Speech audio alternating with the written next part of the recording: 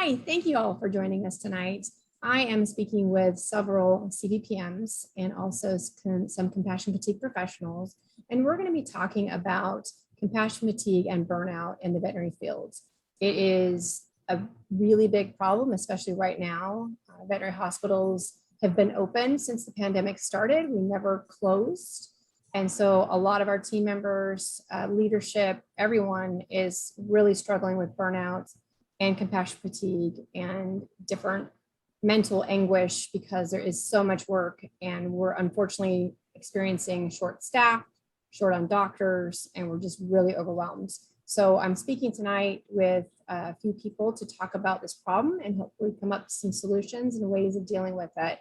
So I'm going to go ahead and have them introduce themselves. So Chris, if you want to go ahead and take it away. Hi, I'm Chris Cesena. I am a practice manager in Northern California in Campbell. I work for Animal Eye Specialists. So we are a one boarded doctor, one resident, and soon to have another boarded doctor coming. So almost two practice. We have a small staff, about 13 total. We are in Campbell, California. All right. And Jamie. Hi, I'm Jamie Davis. I'm a CVPM. I am currently in rural Missouri. I work as a practice coach for Veterinary Growth Partners. Prior to that, I worked in a variety of different general practices over my 20 plus years as a practice manager. Excellent. And Rhonda. Hi, I am Rhonda Bell. I'm a CVPM. I am a CCFP, which is a certified compassion fatigue professional. And I'm also a CDMP, which is a certified digital marketing professional. So I was a practice manager for 15 years and left the field and started a business doing digital media and social media support for veterinary hospitals. And we've spent a lot of time working through some of the struggles that these practices are working with and using social media as the communication tool. Thank you. And my name is Melissa Tompkins, and I am also a certified veterinary practice manager, and I'm also a certified compassion fatigue professional. And I get to have the benefit of working with a lot of hospitals now, my own company, South Coast Veterinary Management Solutions, and helping them with different problems and struggles that they're having. So one of my first questions to the group, and you guys can answer in however, whatever order you feel, is your team or the managers and practice owners that you're working with, are they struggling with burnout or compassion fatigue right now? Chris? Yeah, I would say we have elements of it for sure. I would, I think traditionally people always associated the term compassion fatigue with putting pets to sleep initially, and we don't have a lot of that. So I think sometimes for us it's, we just don't have euthanasia because we only look at eyes. So I think sometimes people don't always identify it as compassion fatigue, but we still need to have compassion for the owners who may have never come to an eye specialist before, their pets may have some issue that sounds really scary, and it may be scary or it may not be scary. And there's a lot of emotion attached to the eyes. You wouldn't think there is, you think there's just eyes, but I can't tell you how many clients that I've walked through that their pet will be okay blind. And this year I experienced it. I have a dog who had glaucoma. I say had because she doesn't have any eyes anymore. I knew this adopting her many, many years ago, and yet the reality of it hitting you. So I kind of lived a little bit of what our clients go through. So some of that can be very emotionally taxing. And if you're not aware, if you're not self-aware of where you are in your personal life, in your professional life, in your just current day, I think it takes more out of you, or it has a bigger effect on you than we realize. So yeah, my doctors and my staff at times are struggling. We've really encouraged this past year for people to take time off. Take the time off, even if it's just, I know there's nowhere, like last year in 2020, there was nowhere to go, but at least go home and don't come to work and don't have to give a part of yourself that you don't normally have to give, or that you normally have to give. This year, more people got to travel, even if it was just short little trips, but I've really encouraged people, even if their plans fell through, I would say, you have the day off. I have planned for you not to be here. Don't be here. Just go home. Well, what am I supposed to do? I don't know. Whatever you want to do, but we've planned it that you're not here, and we'll be okay. And there are times where that's a little more taxing because we have a smaller staff, but I'm really proud of them. They've pulled through, struggling or not struggling, but I see it in how we treat each other. So we could be fine with a client, but we lose patience with each other. And I find that I lose patience at home. My wick is because my wick may be burnt down 3/4 of the way by the time I get home. So I have to be mindful of what I'm giving out when I go home, because it's not fair to them. Not that it's fair to the folks here either, but it's definitely mindfulness. Do you have some way of shutting it off when you get home so that you can kind of keep your work life at work and then coming home and shutting it off? For me, exercise and working out is super important. And sometimes I have to say at home, I'm going for a walk. And sometimes I have to go for a walk in the clothes I'm in. So I used to be that person that's like, oh no, I have to take my clothes off and change my shoes. And there are days where I'm like, I'm going to put my running shoes on, and it's not going to be a run today. It's going to be a walk, and I'm going to just walk and walk 30 minutes, walk 40 minutes, whatever it is. So I've kind of had to lessen my expectations of what that physical exercise looks like. Because I was that person who was like, well, if it's not a run and it's not, at least 3 miles and, or a 30-minute wait, then it doesn't count. It counts. And so for me, sometimes I just have to say, I'm going for a walk. I've made you dinner. I love you all. But if you want happy mom and wife, I need to get out of here. Yep. 30 minutes 3 times a week is recommended to help better mental health, actually. Yeah. So, and that sometimes is 30 minutes with nobody, no dog. Because sometimes they'll say, well, take a dog with you. No, I don't want to take dogs with me. I just want to not have to take care of anybody. And if I take a dog with me, then I have to make sure they behave and I pick up their poop and whatever is associated with that. So no, I'm leaving the dog here. I understand that. Rhonda, what about you? What have you experienced with the teams you're working with as far as the burnout and compassion fatigue? I have seen, well, I want to define the two because they're two very different things, and I'm seeing them both in the industry and what we're dealing with in the practices. So the compassion fatigue component is related to taking on secondary trauma from the client. So like Chris was saying, when you deal with those euthanasia appointments, they are just gut-wrenching. They are very gut-wrenching, and we can call it trauma because that's what it is. Anything that inflicts some form of harm in some way, mental, physical, whatever, that is trauma. There are just varying degrees of trauma. So how you interpret that information, that is your degree of trauma from that situation. So with euthanasia, back whenever I was in a room, I was the assistant on a euthanasia, and it was a family. It was a mom and dad, 3 young boys, and they were putting their Labrador to sleep. And this Labrador was their Nana, like from the oldest one was born, and the Labrador was there, and they were bawling, and dad was bawling, and seeing all of these boys and this grown man and this mom, they were just devastated because this was their family member. That was one of the first experiences that still to this day, I remember every detail of that appointment. So that was trauma to me. Now going to the other side of that with burnout is job related. I don't like my manager. I don't like the tasks that I have to do. It's a poor work culture. It doesn't have to do with your empathy or sympathy or your ability to assign compassion to a situation. It has to do with your dissatisfaction from the job or the tasks that you're doing.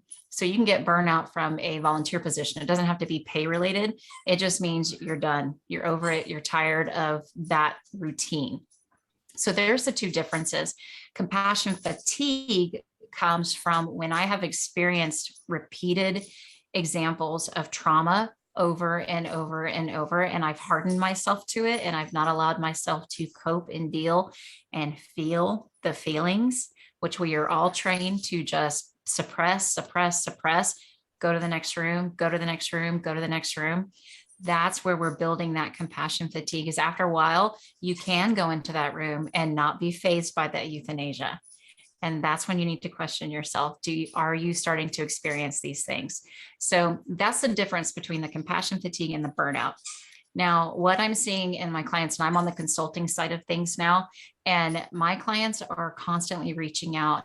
Please help us communicate with the clients. Please help us explain why we're so busy. Please help us explain why the hurtful things they're saying to us really hurt. That goes right back to the compassion fatigue, because that's another place where we're being traumatized every day at work by the hateful abuse that some of the clients are feeding to the practices. Not all of them. It's actually, the percentages are still very low, but it's every day. And most clients are fantastic, but the few that aren't are really bad. And we've already got this trauma. We've got this raw open wound, and we've got angry clients who are just pouring salt into it. So we are really, we're kind of putting gasoline on that compassion fatigue fire right now in our industry because of all the things, the pandemic, the scheduling, the short staffing, the clients, all of it. So it is a big issue. And I'm getting a lot of, even though I'm on the social media side of things, that's what they want us to do, is to try to bridge that communication gap and just let people know what's happening to them, because they feel isolated. They feel like they're in this private world that nobody knows what's happening to them, and nobody sees the abuse that they're sustaining. And we're trying to help people see them and acknowledge them. Yeah, I think that has a lot of merit, is trying to communicate what's happening to clients. And honestly, that's what some of the goals that we have with these panel discussions is, to really bring attention to these problems and help others.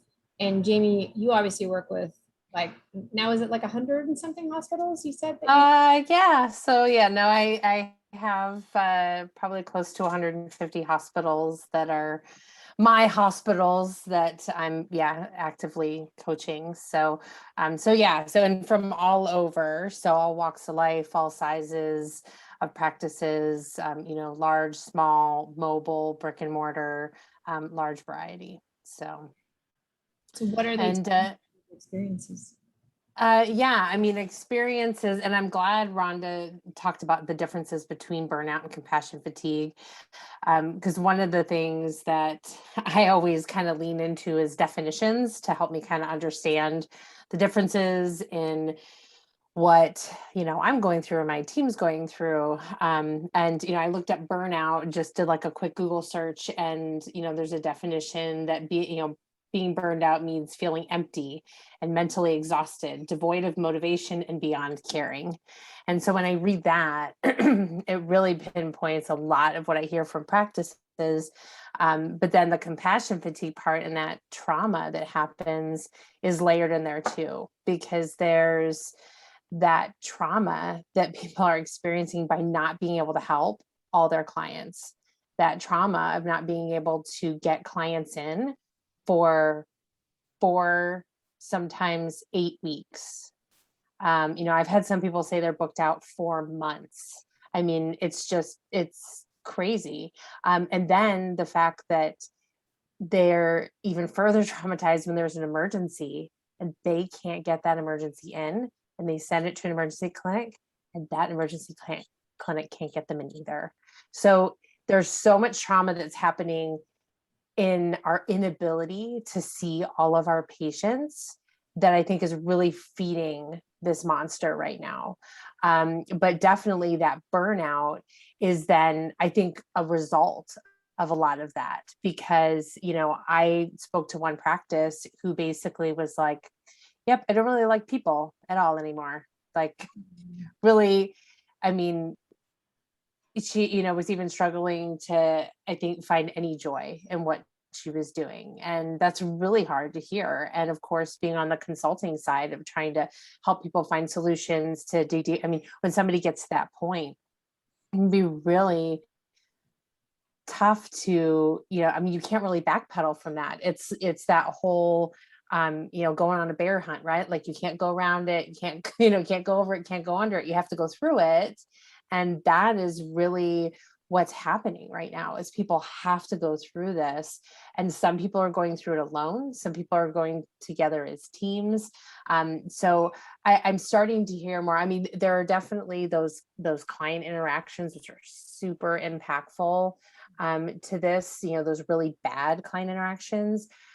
But I'm hearing more and more people celebrating the good things and trying to, like on their social media channels and their different ways of communicating with their clients is showing the good things, the happy things, because not only does it show that to the clients that those things are still happening, they're still wanting to do this, they're still engaged with them, they're showing that, but I think it helps the teams to remember and to try and,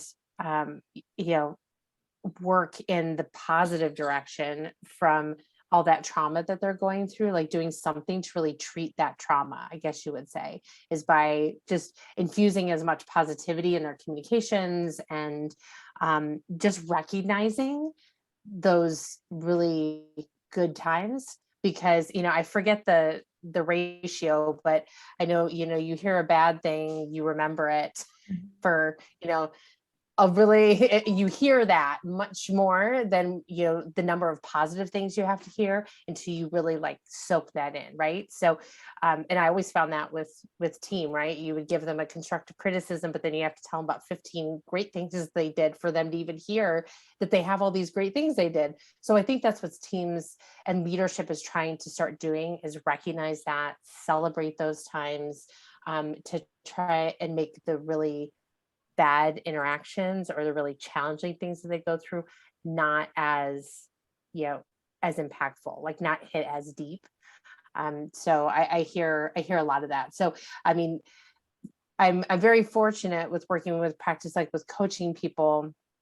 The ones that I'm coaching, they're wanting to be coached and they're wanting to improve, but there are plenty of crying leadership members that we've interacted with that are just at their wits' end. And now we have a hurricane in the southern part of our country that has now layered into, not only were we struggling with all these things already, now we have people whose practices are basically flooded. They have to close until further notice. And so, again, it's making it harder to rebound from these challenges that we hit because of this, this underlying struggle. It's like one challenge after another. Well, and they're coming on top of each other. So, I mean, yeah, each one of these incidences, take Ida just by itself. I mean, that's what Katrina was how many years ago? And it was terrible by itself. Now throw in a pandemic, so you can't be close to people, so that complicates it. Throw in having to deal with a pandemic for 18 months now. I mean, there's very little time. It used to be that you could get a breather and reset. Maybe a few months would go by, and it just seems that it's just coming on top of each other. So we got a little breather this summer. Things were looking kind of normal. We had some, yay, we might, and then boom, the variant came. Then Ida came. And Ida didn't just come to Louisiana. Now the people in New Jersey and New York are dealing with Ida. You start thinking, because how much more can I take? Can my staff take? Can the country take? Can people take? And if, depending on what your personality is, that can be a lot. That can be enough just to say, call me tomorrow. I'm going to go sit in the corner. It's definitely a mental health crisis. I mean, we have always had compassion fatigue and burnout in our industry. We have never had the numbers like we're seeing now. It is just absolutely gone rampant. And even I would say before the pandemic, we were really starting to see it ramp up just from the intensity of the work and the bad habits that we started and then started pushing on each other, the bad work ethics. And I'm saying bad work ethic because we worked too long. We didn't take lunches. We didn't take breaks. We didn't, we would come in on a day off to finish something, this, that, or the other. And I consider that a bad work ethic. It's bad for you. So now we have created and fostered this era and this generation of veterinary professionals, and I'm in it. I was part of the building of it, and I'm hoping to be a part of the tearing down of it. Is we created an era of just sickness in veterinary medicine, and we have to reverse course. And those of us that have the experience, I am a perfect case of screwing myself over and working. I literally worked 16-hour days, and I worked myself into a heart attack at 38 years old, and then got sick with an autoimmune disease and had to retire because I did not take care of myself. I did not keep my stress in check. I didn't maintain a healthy diet. I didn't exercise. I just worked in a veterinary hospital. That was my sole identity. So fast forward, in that same time frame, I'm burning out, and I'm so busy, I don't even know it. I don't even know that I don't care anymore. And that's where it finally hit me whenever I was in the ICU doing payroll, because I had had a heart attack, but somebody had to do payroll. It finally hit me. That's what it took for me to realize, what are you doing? So, and we're doing this to the veterinary industry. We're encouraging that kind of behavior, encouraging that kind of work ethic. The problem is none of us are going to live through that. We can't. Our bodies physically cannot do it. So we've got to encourage healthier habits, healthier behaviors, healthier mindsets when it comes to work ethic and scheduling, and seeking mental health help. I personally have gone through therapy to make sure that I am learning solid skill sets to prevent that from happening again. And we are so afraid to say mental health. We are so afraid to say counseling and therapy, and I'm in therapy and I needed help and I asked for help. And I want to normalize that. I want people to know, yeah, heck yeah, I'm in therapy, betterhelp.com. It was amazing. So I want to normalize those kinds of things, because you can get help for compassion fatigue. You can get help for burnout. There are resources. There's veterinarian professionals who have now turned to specializing in burnout and helping remediate some of that stuff.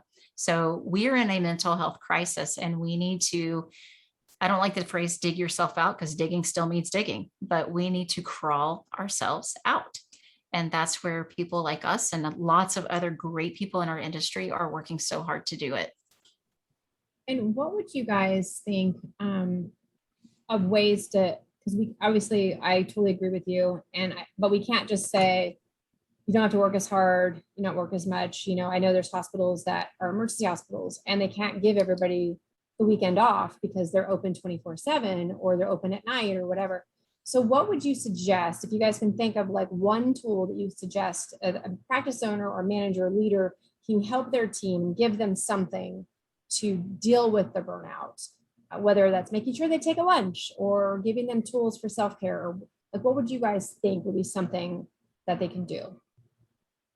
So I would say stretch your box a little bit, because I know I come with the generation where work is at work and home is at home, and the two are not supposed to mix. But we're naive to, honestly, you're naive if you think home does not influence your work, because people bring it. And these days they can't get rid of it. It's all around us. So as a manager, you're going to stretch your box. You're going to empower your supervisors. I don't have any supervisors under me, so it's me. And you're going to check in with your staff. And even if that's like, hey, how are you doing today? I walk in and I say good morning to every single person. I look at them, and it depends on, there's some people who their good morning is a grunt. They're like, good morning. Maybe they haven't had enough coffee. Maybe they just, are slower to get moving. But I know that person. But somebody who maybe isn't so much like that, and maybe their good morning is not as joyful as usual, there's nothing wrong with just asking, you okay today? Everything okay? They then can choose to tell you or not. if I'm not going to force you to say anything, but I also have an EAP program, and I tell them all the time, there's EAP, and you get unlimited, our program, which is an awesome program, through VHMA, we partnered with that one. You get unlimited phone time. It's CuraLink. What is for those that don't know? So you get unlimited phone time. So you can call and talk. You can call every day if you wanted to on the phone. You get a number of in-person ones through the program. But for me, it's checking in with people and just being able to gauge them a little bit, even for the day. It's also about being honest about yourself. So there are days that I have walked in and for whatever reason, I'm just not up to hearing, I don't like this, I don't like this, I don't like this. And I will say, I can't do this today. I cannot, this is not a conversation, or can we talk about it in a different way? Because right now, this feels very confrontational, and I'm going to tell you, I don't have it in me. And that, I think, puts them a little bit on notice on how they're presenting things, and also makes them aware that I'm being really honest with myself right now, and I'm going to be honest with you. It's not, I don't think it's rude. I don't say it rudely. I just say, you know what, this conversation is going to take a little more than I have. Can we do it another time? And if we can't, then give me 5 minutes so I can, get myself in the right mindset. But there have been times where I'm like, I can't do this today. I don't have it in me to deal with this today. You would tell other leaders to do that when you don't, right? Don't snap at your team because you're grumpy or whatever. You had something bad happen. Tell them to wait. Then. But that takes you knowing it. And I also think when you say that to your team, you're communicating to them that it's okay not to be okay. It's okay to say, I'm having difficulty. That's what I want to know. I want to know if my team's having difficulty. And if there's something I can do to help you, even if it's, you want 10 minutes. Do you want 10 minutes? Get 10 minutes. All of us, I think everyone in my team, not at least 4 that I can think of, has lost a pet this year. So in the midst of, I keep saying in the midst of it, but it is like life still happened. People still got married, people still died, and some of it was very unexpected. So we had one who got a phone call here that said, hi, the cat got hit by a car.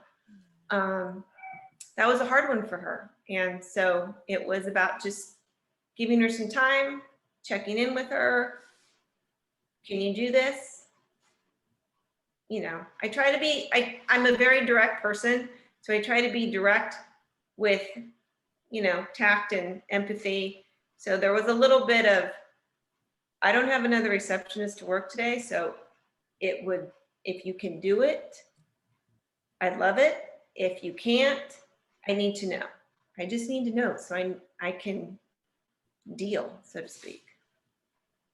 Well, vulnerability is a really good skill, and we also have trained ourselves to show that we have no vulnerability, or that we're not human, because we're tough managers and we know everything and we can handle everything.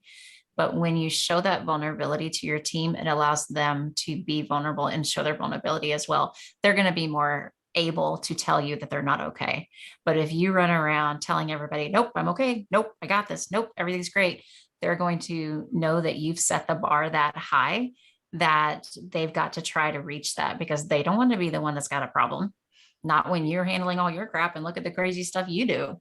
So it sets the wrong impression and the wrong tone. So I'm glad you do that. And I'm glad you tell them, not today. I don't have the emotional bandwidth to handle this.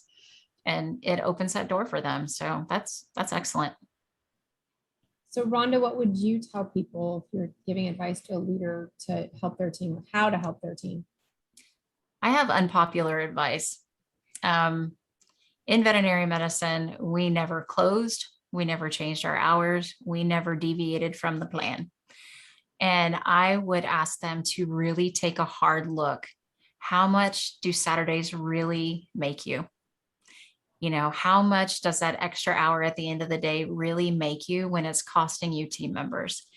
Would it be smart to close one Saturday a month and give your team the day off, or close Saturdays for the next 3 months, or whatever the case may be? But look at that schedule. And my biggest piece of advice would be learn to say no.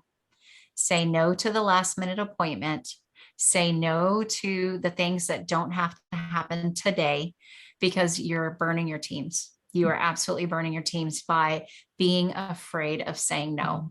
So control the schedule, look at the schedule, be more conservative with your abilities and your time and your bandwidth. And that's not popular. And I know it. And I didn't raise, didn't raise my hospitals that way. So I'm an absolute hypocrite when it comes to this, but I learned the lesson, and I'm trying to tell you what I learned so you don't have to do it yourself, is try to measure out what you can and should do. You're going to always be asked for more. Always going to be asked for more. And if you train people that you're to ask you and you're going to say yes, you're building that behavior and you're creating that scenario for yourself. So learn to say no would be my advice. Jamie, what would your advice be? Well, and just to address a little bit of what Rhonda said, I'm actually seeing a lot of practices that are Monday through Friday. And, you know, when I look at that, I think, wow, like we're finally putting ourselves more in how a human doctor's office works. I mean, how many of our human doctors are there on Saturdays or Sundays? Like maybe 10%. I mean, it's a very unusual thing to find that. But what has happened? We figure out, as you know, for our own medical care, how to make those appointments, what we need to do, looking ahead, scheduling ahead. Like we've been conditioned.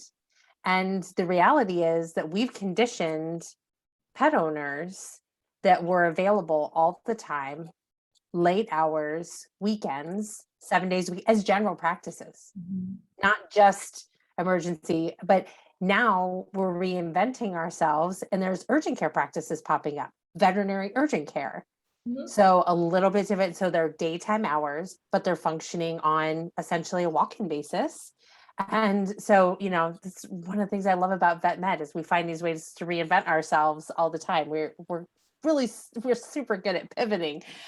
But to get back to your question, Melissa, about what advice I would give is, to me, it's about bringing the mental health awareness, the activities that we do that are healthy for us as a team sport.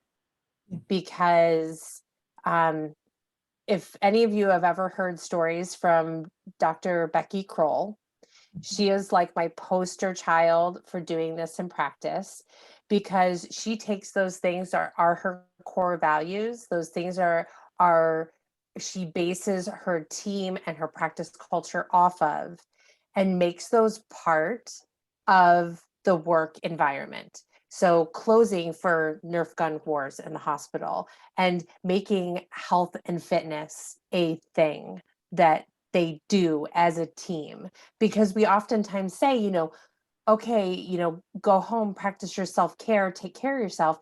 And just like Chris was saying, people are like, well, what am I supposed to do? Like, they don't even know what they're supposed to do. So we as leaders, and even just for each other, I mean, some of my best leaders have been like brand new baby technicians because of their generation. Like generationally, those, you know, millennials and younger, they know how to do this. They really do. If you look to millennials and how they behave and things that are important to them, they really know how to do it. But little overtime. My millennials, their overtime's like this. Yeah, because they know how to balance it. They know what's important to them. And so and that's, I think they've gotten, millennial generation, I think has got such a bad rap. And honestly, I feel like it's all about, and I think that's probably why we're seeing some good flip, is because the millennials are getting older and they're starting to be those more experienced and possibly in management and, eventually buying practices. And so I'm really encouraged that we'll see that for the future of veterinary medicine. But really, that's what I would recommend is, you have to make it a team sport. It has to be something that you really live and breathe. And I have seen just so many creative ways that people do this. I mean, I talked to a practice owner the other day. It's like, yeah, I'm taking my entire team to Western states and we're going to go a few days early and we're going to go do some hiking. And then afterwards, we're going to visit the spa. And they figure out all these ways to show what it means to practice self-care, to, recover, how to practice resiliency, all these things. And then when they're doing activities together, even like trainings in like emotional intelligence and stuff, they're all there together. They're learning these things together. They're doing workshops together. So I know we talk about this whole like separation of church and state, right? Like, work is here, home is here. And the fact of the matter is we need to put these things together. We need to layer them together, because that is really, to me, that's holistic well-being. When we are doing all these things together, we're incorporating, we're learning how to balance, we're learning from each other, we're being vulnerable. That's where, that to me is the secret sauce. Would agree. I think that one of the misconceptions is the term work-life balance, because I don't think that it's possible. I think you can sometimes have a good work life and sometimes have a good home life, but a lot of times to have that balance it's really an impossible goal to strive for. So I like the fact that you're both, kind of talking about that, not being able to do that, because I don't think it's practical. And I think people are really hard on themselves when they don't achieve that, because there's this like expectation that this is what you should achieve. And I don't think. And that's it. When you look at the word balance, I mean, that's 50-50, right? Like our lives, like we don't spend 50% of our time at work and 50% of our time at home. It's like 80. Our work life. Yeah. So you can't, to even say that you could balance those two things, it is an impossibility. And I loved Rebecca Rose's word that she used, is work-life blend, because it is about blending it. It's not about balance, because nothing's going to be even Steven. So, it is blending the two things together. Yeah. Well, and I think sometimes too, like Jamie was talking about, doing that stuff together as a team, I think sometimes people think it has to be this grand, big thing. I have a tech who last year in August said, none of us get to do their personal lives. We're not going anywhere. We're not doing anything. We're all kind of talking about how really we're in each other's germ circle. I mean, it was just that, too bad. Could we do like an art night? So because we were the only people we could see were, your work buddies, once a month since last August, it started out as everybody bring a project that you've been working on, because everybody is a little crafty here and crafty there. So everyone bring a project you're working on. We'll order in dinner, and we'll just sit for 2 hours and do this project, do whatever it is you're working on. And then it's kind of grown into, well, so-and-so was working on this painting stuff that looks really cool. Chris, can we buy paints so that she can teach us how to do this? And I'm like, yeah, let's buy paint. Then it turned into researching different pouring and flooding and paint methods. And so we have a whole gallery I'll take a picture and send it to you, Melissa. We have a whole gallery in our waiting room that not a lot of people get to see, because we don't have a lot of people in here. But really, I congratulated her, because this August we had our anniversary. Oh, wow. And I said, Jocelyn, if it hadn't been for you, we wouldn't have done this. And it's great. And because we didn't let my daughter come, because she was super lonely as a 7th grader, and Dr. Berlin was like, we're in the same germ circle, so bring her too. So she comes and she does her little art things, and she's participated in the paint. I'll be honest, I usually sit in the corner and paint my nails. I give myself a manicure. I would say so. That's wonderful. I know. But it's great. And we all really look forward to it and we enjoy it.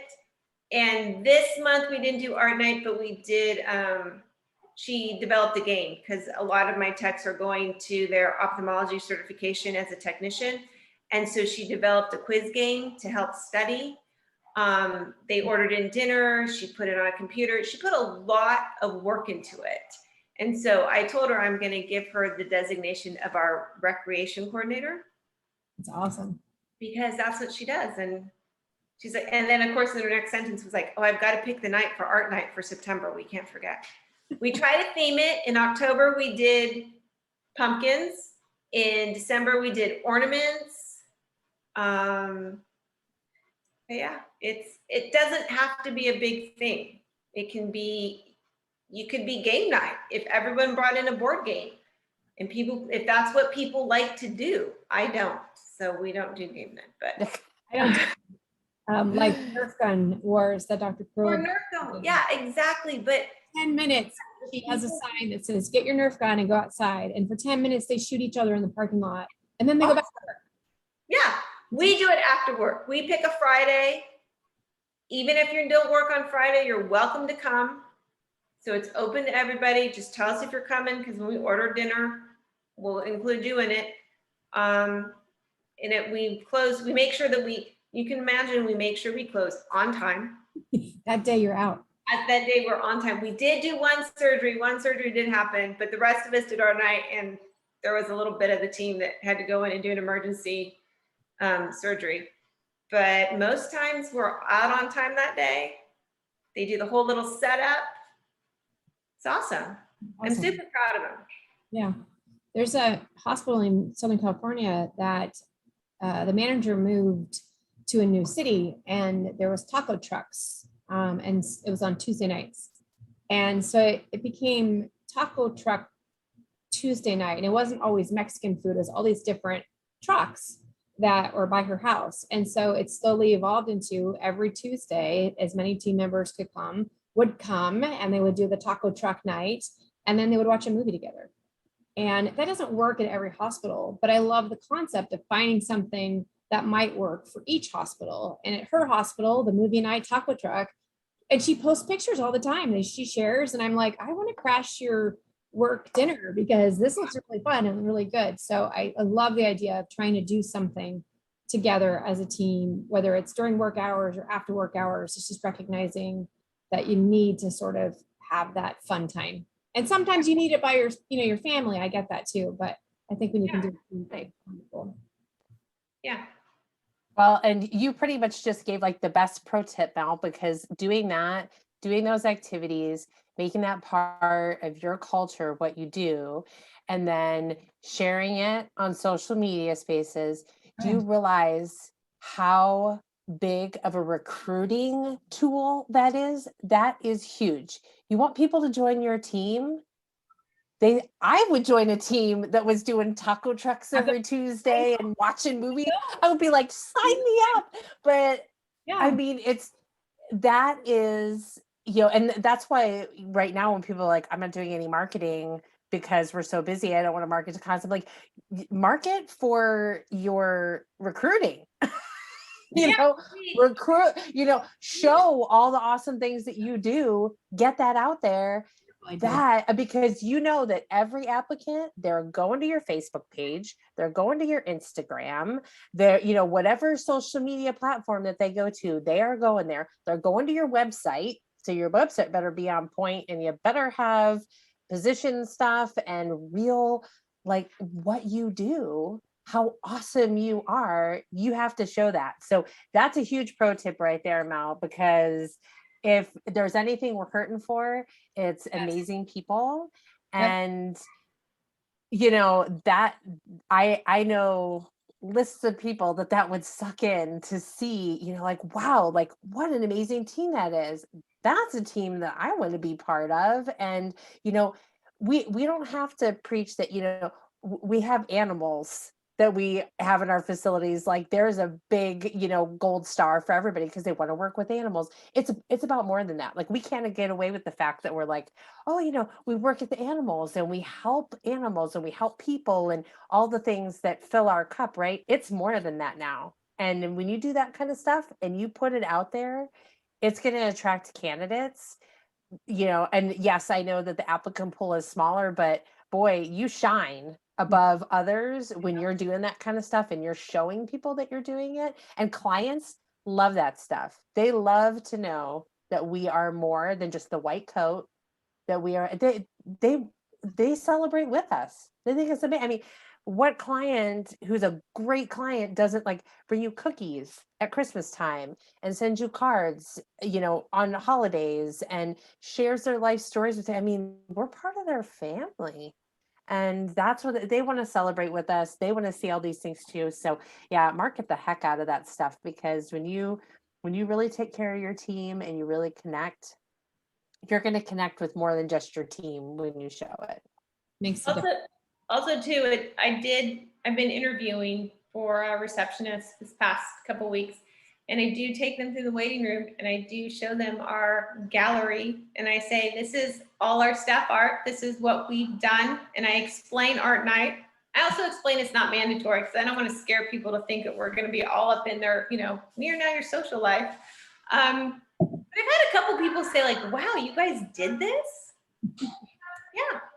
And you'll meet some of the people who did. I suck at the painting. I did it one time and I'm okay with No, it. seriously, you should come because my tech she could be an art teacher. She's got everybody.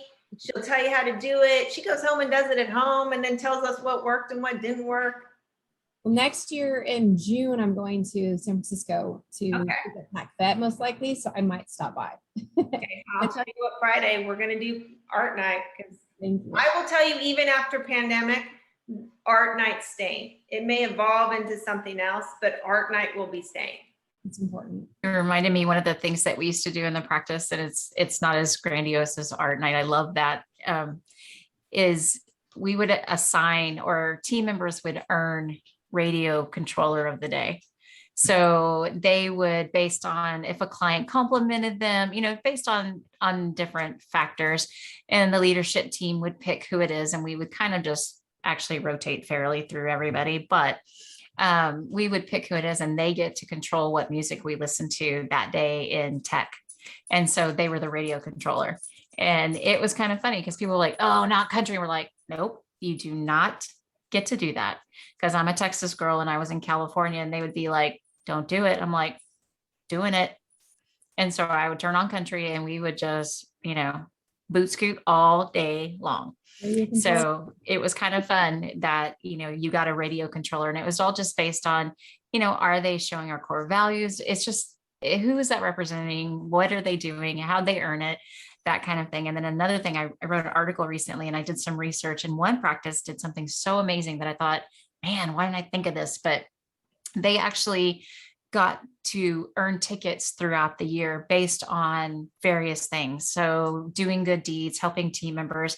So they earn these tickets all throughout the year. And then at Christmas, they have, or Christmas or Tech Week, either one, they would alternate them. They would have an auction, and they got to use their money that they had earned all throughout the year to buy prizes. And we're talking iPads, laptops, some really high dollar things that they could then exchange and auction and bid. And some of them got a little ruckus. Like they were like seriously really going for these different prizes. And sometimes it would be vendors that would supply those prizes. Sometimes it was the practice, whatever. And these weren't just like, here's a pen. Like we steal pens all the time, so that doesn't do anything for us. But give me a laptop or an iPad, we're going to some grudge match happening. And it was super fun. They loved it, but it allowed them to be recognized all year long and be seen for all the hard work that they're doing and all of the things that they're accomplishing within the practice. And I thought that was amazing. I also do random raffles. So Ooh. I get stuff mainly through quill.com. If you buy enough, you get coupons for free stuff. And it all lives under my desk. Mhm. And then when I look at it and I have enough for everybody, you know, I will declare, I'll just walk around and tell somebody, pick a number between 1 and whatever. I have fun trying to figure out who's going to go first for what, but they all know when I start writing things down and giving them paper that we're probably having a raffle. And so I'll be like, Wednesday, everyone's here, we're having a raffle. I have a bunch of, I need to clear my desk out. And, you know, depending on what you get from Quill, like we got a waffle maker one time. I ordered a puzzle this week. There's a puzzle coming, and they know when this stuff shows up in the shipment, oh, that goes under Chris's desk, and we'll do a raffle. So that's always a, you know, pick me up. Yeah. And I think the leadership has an opportunity to really help their teams right now. There's so much burnout, so much stuff. All these ideas are awesome because they can just build a better atmosphere and better environment and help the team. And I think the biggest thing is closing a little bit, shutting your doors whenever you can to just give your team a break. I think that's really hard for the 24/7 emergency hospitals. So I would love to have like the alternatives, like walking around, giving them prizes. I know a rep from Wedgwood Pharmacy yesterday morning went to one of the emergency hospitals that's 24/7 at like 3 or 4 in the morning and brought them all donuts. They never get gifts like that at 3 in the morning. And she said, I'm out, and I went and I did it. And I thought that was awesome. And she put it on social media and I thought that's amazing. So just anything like that, I think is so important and helpful to do what you can to really get them through this, because I think also too, thank you. I know that like when someone's called in sick and maybe we're running short in a certain department, I make a point of going and saying, or I try to make a point, I'm not perfect, but I try to make a point of going and acknowledging to the person, I get that you've been up here by yourself, by the last couple of days. And I just want to say, I see you and thank you. And, I mean, sometimes just those words mean a lot. Or, hey, I noticed that you're the person that every day at lunch washes all the dishes in the kitchen sink. Thank you. Yeah. I know it's good, and thank you. I think the moral of the story is it's not focusing on what we can't do. It's focusing on what we can. Yeah. Because there are so many things that we can do for our teams. We can be very creative, and we are very creative. I think our industry as a whole is filled with creative people. And that's all you have to do is just spend some time to be like, okay, how can I reward my team? I mean, Chris came up with a great solution. You're like, oh, I get these freebies and then I can give them away, or, buy some Nerf guns, go outside for 10 minutes, buy a bunch of bubbles when they're on sale at the end of summer. And then, have, a bubble blowing fest. So there are so many things that we can do on every budget. And there are hospitals making money hand over fist right now because they're so busy. Put a line item in your budget for pulling aside money for doing staff events, because we do have to now realign our financials because things are changing. I mean, not every hospital is seeing a huge increase, that's for sure. But the ones that are, I mean, think about that. Like, we have more revenue coming in. How's our expenses? Do we have more that we could put into a pot for a bigger staff event? I mean, but really, it's focusing on what you can do, not on what we can't. Like, I can't take my staff to Disney. I can't close, because we're 24-hour. Well, but you can do, 15 things on a list if you actually sat down and said, okay, what can we do? And involve your team. Like, I mean, I had team meetings where I would just be like, all right, so, this agenda, I'd be like, we're watching a movie, pop the popcorn. And people were like, what? And it's like, yeah, like, did we need to have a team meeting? Well, when I looked at the agenda, I probably could have just, put it in a, here's a list of the things I want to make sure you guys are aware of, but really we need time to just veg for an hour and watch a fun movie. So many things. So focus on what you can do, not on all the reasons, all the things you can't when it comes to infusing that into your practice. There's so many ideas, so many options, so much creativity. Absolutely. Well, I know we're a little over the hour, and I really appreciate you guys coming on and sharing with me. I would love to do more of these discussions as we come up with other ideas of things that we can share and try to help other hospitals with. And I love it. So thank you guys for coming and joining me today and being part of this. Does anybody have any last minute thoughts or tips or anything they want to share? Everyone's all quiet. Does Gus have anything that he wants to share with us? Because I heard him squeaking his toy earlier, and I know that's why you muted yourself. Yeah, I'm muted. He was over here trying to get me. He's like, "You're done now, Mom." So he went on. I think he's going to go harass his dad. But yeah, he was over here trying to convince me that our talk was done. Yep. See, all of us have animals, and they all like to be in the shots and make noises. My animals are not around me, which is weird. But Gus he's always part of it. So, all right. Thank you guys. I'm going to go ahead and stop the